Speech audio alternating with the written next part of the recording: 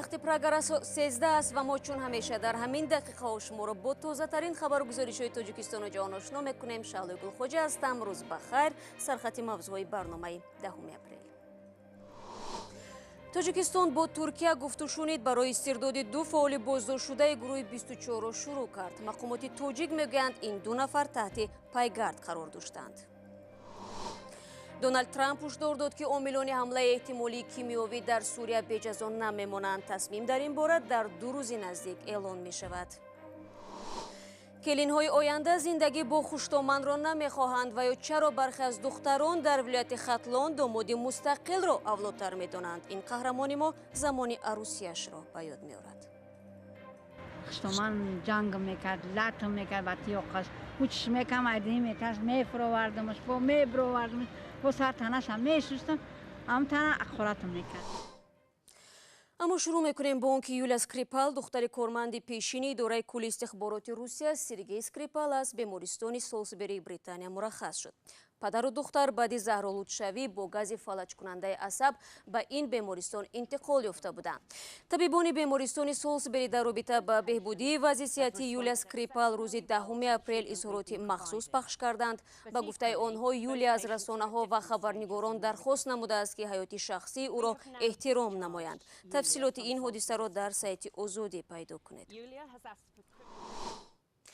تاجیکستان از ترکیه خواست که سهراب ظفر و نسیم شریپوف دو فعال بازداشت شده گروه 24 به وطن استرداد شوند. این دو عضو سازمان مخالف حکومت تاجیکستان ماه گذشته در استانبول دستگیر شدند. دادگاه ترکیه فرستادن این دو نفر را به دوشنبه تا تحقیق اتهامات ضد آنها منع کرده بود. کیومرسیاتو با جزئیات نو این موضوع.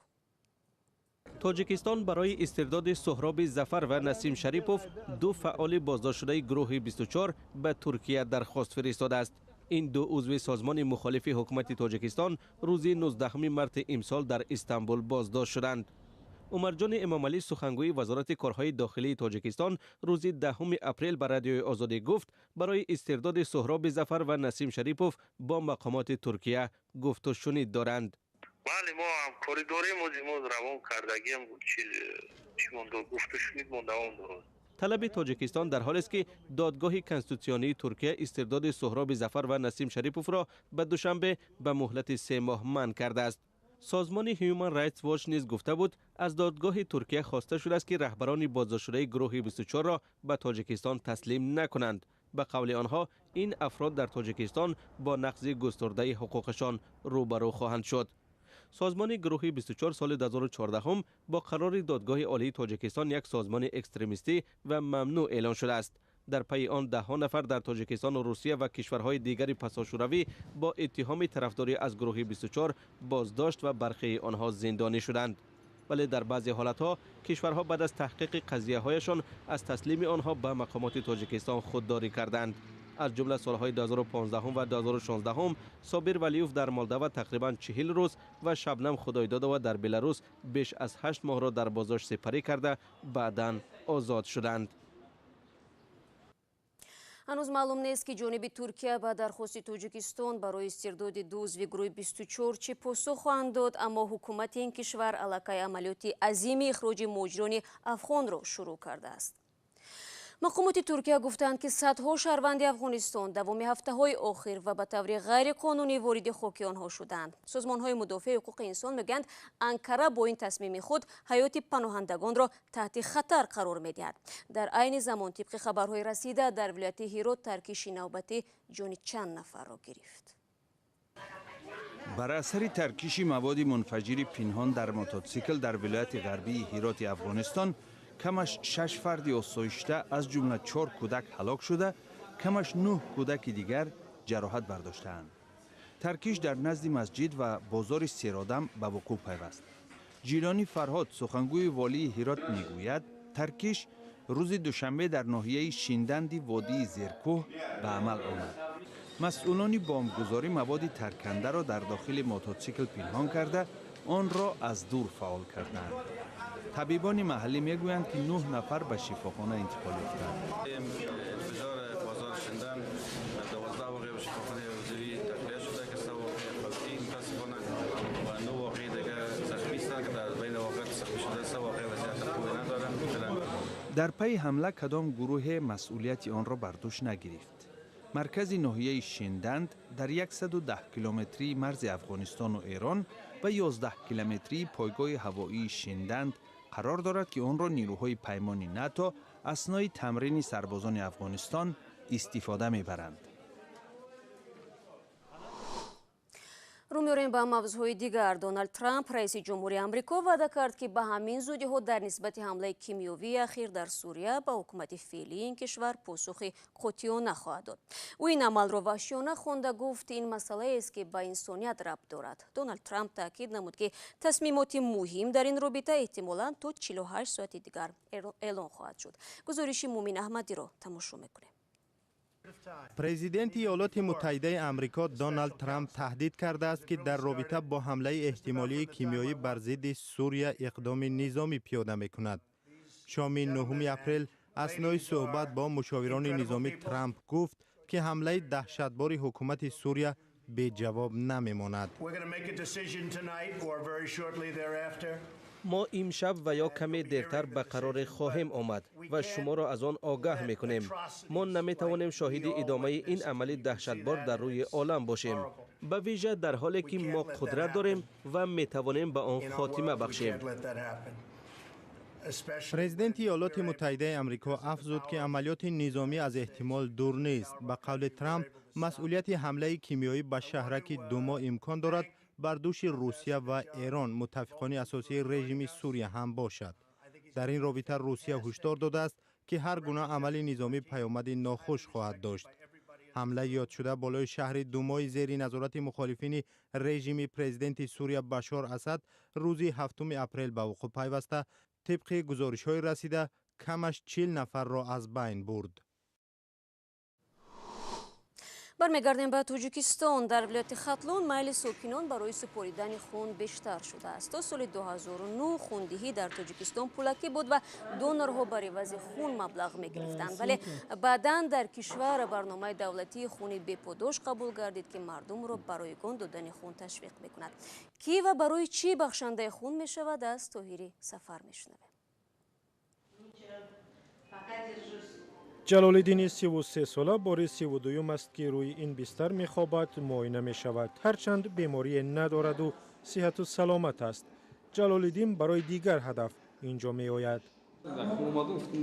دیدم که او در کاری چیزی هم خیلی کار کنی فایده داره. برای امکانیت خودم میام. در خاتلون 2000 نفر به حیث دونور خون ثبت نام شدند، ولی فقط 100 نفرشان به پاداش خون می‌دهند. با وجود گزارش‌ها درباره انتقال خون آلوده به بیماران در گذشته، مقامات می‌گویند موردی نشده است که خون فردی بیماری را گرفته و کسی دیگر داده باشند. از سبب اونه که حاضر بیماری‌های سیرتی بسیار شده است، مانند ویروس نارسی مسمومیت بدن، هپاتیت ویروسی B, S، آتشک، دیگر بیماری‌های سیرتی با واسطه خون گذراننده بسیار شدند. از همین هم حاضر عین زمان میگیم خون با واسطه از یک نفر به نفر دیگر اگر با اصطلاح بگیم پرامای پیرلیوانی حاضر نمی‌شود، از سبب اون که بیماری‌های سیرتی بسیار هستند. ولی با نظرداشت گسترش همین بیماری‌ها، بعضی از مردم از رفتن و خون دادن برای شفاخانه‌ها در تاجیکستان پرهیز می‌کنند. گزارش بعدی ما نیز مربوط به ولایت خاتلون است. طبق آمارهای سازمان‌های جمعیتی در جنوب تاجیکستان تنها در 9 ماه سال گذشته 300 روز از بدمعاملگی و خشونت روانی خوش‌دامن‌هایشان شکایت کردند. مشکلات کلون خوش‌دامن در زیر یک بام اکثرا پوشیده می‌ماند، ولی گاه حادثه‌های قتل خوش‌دامن از سوی کلین‌ها و شانیت مناسبت‌های داخل خانگی را به نمایش می‌گذارد. شاید همین است که تعدادی از عروسان آینده زندگی با دامادی دور از مادر را بهتر می‌دانند. خیرمان بقازاده موضوع را ادامه می‌دهد. دختران را ترس از زجر اقربای مرد واداشته هنگام انتخاب شوهر خویش داشتن و نداشتن او را پرسند. هر قدر این واقعیت مدهش و غیر اخلاقی نماید هم با اقرار خود آنها دخترها دامادهای یتیم را میپسندند. و فکر میکنند که اگر مادر شوهر این یکمین سببی است که اوی را بیرون میشن. نازنین است دخالت خوشدامن و خواهر مرد به زندگی زناشویی بیم دارد. همین است که در انتخاب همسر احتیاط میکند. پدر گفتایی که ما میشنویم دخترها که از زمان خوشدامنشون عذاب دیده جدا میشوند، جان بلد میآیند جدا میشوند. ما هم دیگه میترسیم که به جوانی و شوهر بریم که مادر داشته باشند. قربانگل بابی و 52 ساله است و جبر خوشدامن را نشنیده بلکه خود دیده است. او در برابر شکنجه های خوشدامن صبر میکرد. او یک شخصی با اعتقاد است و باور دارد هر کسی بد کند خدا جزایش را میدهد. یک بار روش نگاه نمیکنم. مایلی رحمت، هزار رحمت نگفتم تمام. خوشدامن جنگ میکرد، لط میکرد با تیاقش. کوچش میکم ایدی میترس میفروردمش، با میبروردمش، با سر تنش هم میشستم. همتن اخوراتم میکرد. خیلی خدای تعالی. قربانگل امروزها بیشتر از هر وقت دخترانی را دچار می شود که سراغ دامادی یتیم می گردند. میگن که خوشدامن دار نباشن، به خسر به خوشدامن باشن، به زن ایور باشن، به قیسنگل باشن. اینطوری میگن. قربانگل برای فرزندان داماد خوشدامندار و خسوردار میخواهد، چون که به نظر او به همه نباید از یک موقع نظر کرد. خوشدامنا یک خیلیش غمته، یک خیلیش غمته. وابسته به همون دختره. وقتی که زندگی کرد، خوشدامن حرمت کرد که حرمت همون را نگاه کنه که همون میفهمه که بیس همی فرزند دیگه کس در ما آمدگی ما در کلین شدگیه. بعد وانی حرمت میکنه ایران. سازمان‌های جمعیتی خواهش الهیده به اقربای شوهر زیستن دختران را تلاش برای رفع نافهمی‌ها در عائله می‌دانند. چون که عادتاً در عائله‌های تاجیکان با خانواده شوهر زیستن باعث جنجال شده به عائله ویرانی هم می‌رساند. و امروز در دوشنبه بخشیده به تجلیل از تولد پایه‌گذاری ادبیات معاصر توجیک صدرالدین عینی آمادگی‌های رسمی شروع شد. در برابر تشکیل نشست و چهاربینی‌های علمی مقامات کشور تصمیم گرفتند کلیات اثرهای عینی را دوباره نشر و خانه موزه سردفتر ادبیات شوروی تاجیکی را با تعمیر نو پیشنهاد نمایند. تفصیلات از شادمانیتی. آثارخانه صدرالدین عینی در عرفه تجلیل از 140 سالگی تولد پایه‌گذار ادبیات معاصر تاجیک دوباره از نو سازی می‌شود. امروز مقامات تاجیک با روند ترمیم و بازسازی این آثارخانه آشنا شدند. قرار شده است این آثارخانه 14 اپریل دوباره رسما مورد استفاده قرار گیرد. در نظر است کلیات آثار قهرمان تاجیکستان صدرالدین عینی دوباره نشر شود.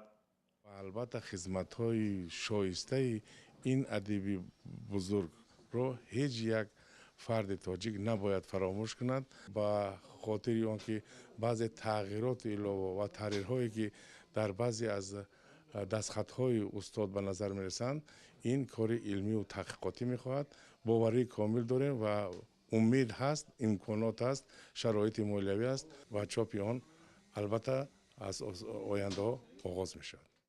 مسئولان آثارخانه عینی در شهر دوشنبه میگویند که به منظور پژوهش دقیق نوشته های استاد عینی از سال جاری همکاری با همتایان ازبک خود را شروع کردند. مسئولان آثارخانه از بایگانی قهرمان تاجیکستان قسمت‌های از آثار اساسگذار ادبیات نوین تاجیک را به زبان ازبکی و با خط فارسی دریافت کردند که همکنون نشر خواهد شد. بیشتر اکنون اون چیزی که من واخوردم در عین زمان دستخطهای استاد بعضی پارچه های پراکنده از اثرهای استاد گیریم اگر از یادداشت و آدینه احمدی دیوبند پارچه ها از داخونده غلامان. بایگانی عینی در اختیار کمالالدین عینی پسر صدرالدین عینی قرار داشت و پس از فوت این دانشمند همکنون پژوهشگران می توانند از بایگانی اساسگذار ادبیات نوین تاجیک به طور پوره استفاده کنند. سال 2017 مقامات تاجیک به منظور بزرگداشت خاطره صدرالدین عینی باغ به نام عینی و مقبره استاد در شهر دوشنبه را بازسازی کردند. شادمان یتیم، اسکندر فیروز، آزادی دوشنبه.